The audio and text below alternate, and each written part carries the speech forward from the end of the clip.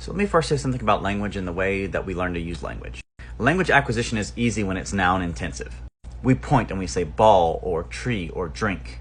These are all concrete things that we can see and touch and feel, and so it's pretty easy to learn what those things mean. This becomes much more difficult when we begin to talk about verbs or abstract ideas, because you cannot touch walk or eat. Justice and beauty and jealousy and pride are not concrete things you can pick up. So in order to learn what those things mean, we have to have people in our lives who are able to name series of events, cause and effect for us. If someone does this and then this happens, we name that envy.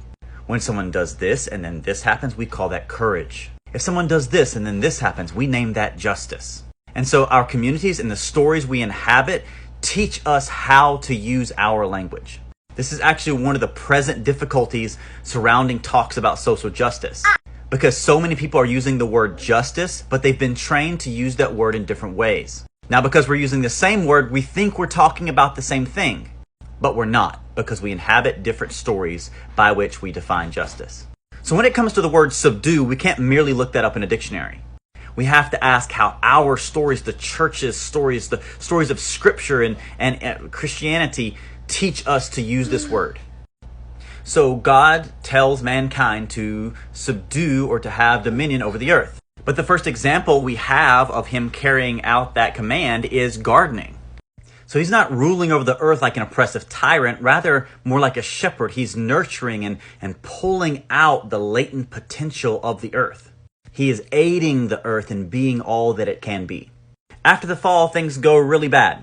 But when God calls to himself a people and grants them a law to guide them into the way, he includes laws for creation care. There were certain trees that were not allowed to chop down. If you were going to eat birds, you couldn't eat both mother and young. You had to leave some. On the Sabbath, not only were people supposed to rest, but also the animals too. The land is supposed to be given a rest every 7th year, and a double year in the 70th year. And actually, one of the reasons given for the Babylonian captivity is that the Israelites didn't do that. The end of Jeremiah, I believe, says that they were sent into captivity so that the land might rest for 70 years. The New Testament says that God is aware of every bird that falls to the ground, and that creation itself groans for redemption. In fact, God promises a new heaven and a new earth, where mountains and hills shall break out in song, and all trees of the field shall clap their hands. In place of the thorn bush, the cypress will grow. Instead of nettles, the myrtle. These are the stories that train Christians how to use the word subdue.